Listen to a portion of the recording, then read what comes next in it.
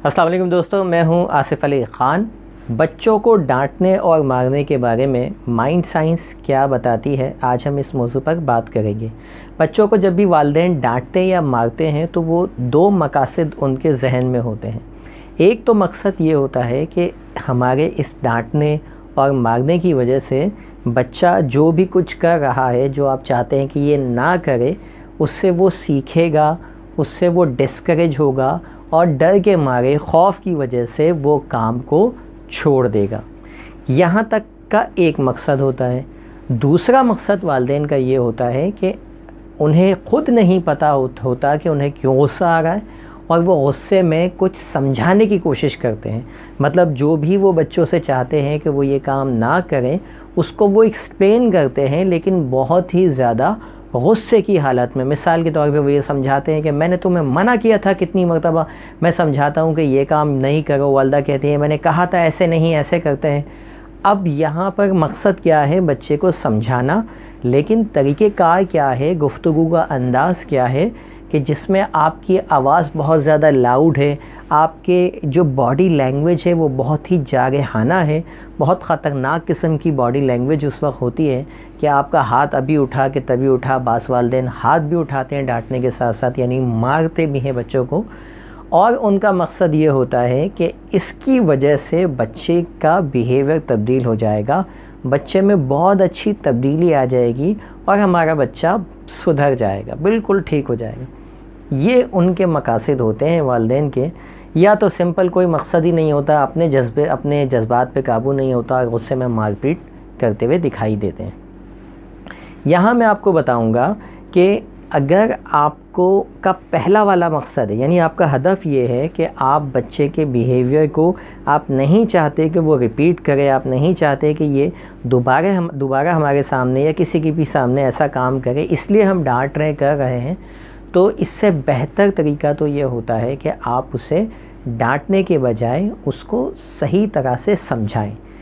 और डांटने के क्या नुकसानात होते हैं, डांटते जब हम बच्चों के हैं तो होता क्या है, दुनिया में इंसान दो खौफ के साथ आता है। यानी बाय डिफ़ॉल्ट हम अपने साथ दो खौफ लेकर आते हैं इस दुनिया में, एक ऊंचाई से गिरने का और एक ऊंची आवाज़ का।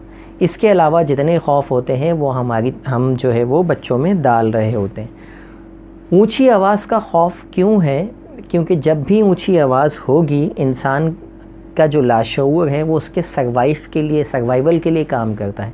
जब भी ऊंची आवाज़ होती है तो हमारे जो 5 हवास होते हैं ये फ्रीज़ हो जाते हैं। यानी हमारा दुनिया से जो कनेक्शन है कम्युनिकेशन का, वो थोड़ी देर के लिए मुअत्तल हो जाता है, इंसान फ्रीज़ हो जाता है और उसके लाशऊर तक अब कोई बात पहुंच नहीं रही होती। यही वो टाइम होता है जब वालिदैन बच्चों को समझाने की कोशिश कर रहे होते हैं, क्योंकि आपकी तेज़ आवाज़ की वजह से उसका कम्युनिकेशन नेटवर्क अब ख़त्म हो चुका है।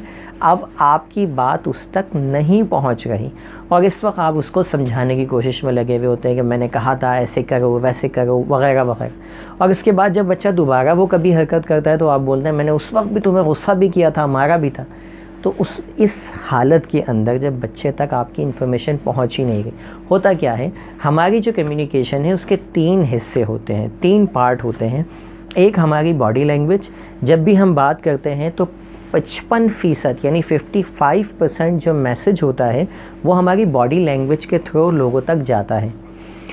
7% सिर्फ हमारे वर्ड्स कम्युनिकेट करते हैं और 38% हमारी टोन, हमारा लहजा, हमारी आवाज़ ये कम्युनिकेट करती है। अब जब आवाज़ पिच आपकी हाई होगी, आवाज़ देखें, आवाज़ के भी 3 तरीके होते हैं। जब आप मिसाल के तौर पे मैं आपसे कहता हूँ आप ये काम करेंगे, ये फ्लैट टोन के अंदर मैंने कहा आप ये काम करेंगे, इसी को मैं ऊंची आवाज़ में कहता हूँ आप ये काम करेंगे। तो अब मैंने जब पिच ऊपर की तो सामने वाले के पास यानी आपके पास अब सवाल पहुँचा है, यानी हाँ या ना। ठीक है, आप कह सकते हैं हाँ मैं करूँगा और आप ये कह सकते हैं कि मैं नहीं करूँगा, यानी चॉइस अब आपके पास है, इट्स अप टू यू। लेकिन अगर मैं इसी जुमले को यूँ कहूँ आप ये काम करेंगे, यानी जब मैंने टोन नीचे की तो अब ये टोन क्या बन गई, कमांड बन गई। یعنی اب یہ آرڈر بن گیا، حکم بن گیا۔ والدین یہاں پہ غلطی کیا کرتے ہیں، انہیں لگتا ہے کہ جب وہ تیز بولیں گے، اونچی آواز میں پچ ہائی کر کے بولیں گے تو ان کی بات میں زیادہ اثر ہوگا، جبکہ ایکچولی کمیونیکیشن سسٹم اس طرح سے کام کرتا ہے۔ ہمارا مائنڈ جب نیچی آواز میں، سلو آواز میں کوئی پیغام آتا ہے تو ہمارا لاشعور اس کو زیادہ ایفیکٹو مانتا ہے، اس پہ زیادہ ریسپونڈ کرتا ہے، اس کو حکم کے طور پہ مانتا ہے، آرڈر کے طور پہ مانتا ہے۔ اور اس میں جب میں یہ کہتا ہوں کہ آپ یہ کام کریں گے، اب آپ کے پاس چوائس نہیں ہے ہاں یا نہ کی، اب آپ کو کرنا ہی کرنا ہے۔ تو بجائے اس کے کہ جب آپ تیز آواز سے بچوں کو سمجھا رہے ہوتے ہیں کوئی چیز، آپ بچے کو پیار سے بٹھائیے اور اس کے بعد دھیمی آواز میں آرڈر کی صورت میں بچے سے کمیونیکیٹ کیجیے، وہ اس کے لاشعور کو زیادہ ایفیکٹو لگے گا اور وہ اس کو حکم کے طور پر لینا شروع کرے گا۔ کیونکہ آپ کا جو ہدف ہے، آپ کا جو مقصد ہے وہ یہ کہ بچے کے اندر سے ایک جو بھی بیہیویئر آپ کو پسند نہیں ہے وہ ختم ہو جائے۔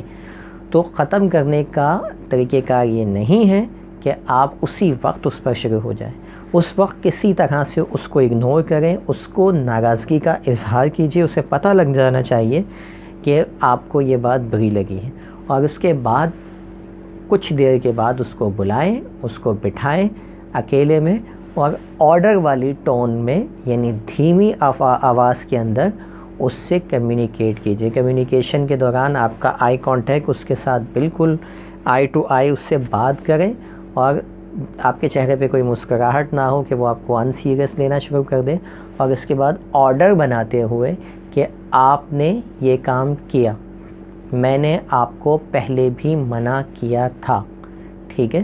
اس طرح کی جو ٹون ہے، اب وہ جملے جو بھی آپ کے مناسب آپ کو لگتے ہوں اس حساب سے آپ اس کو چوز کریں، اور پھر آپ بات کریں گے تو آپ کے جو الفاظ ہیں جو 7% کام کرتے ہیں، خالی میں نے آپ کو بتایا 55% آپ کی باڈی لینگویج، 38% جو ہے وہ آپ کی ٹون، اور 7% آپ کے ورڈز یہ کمیونیکیٹ ہوتے ہیں۔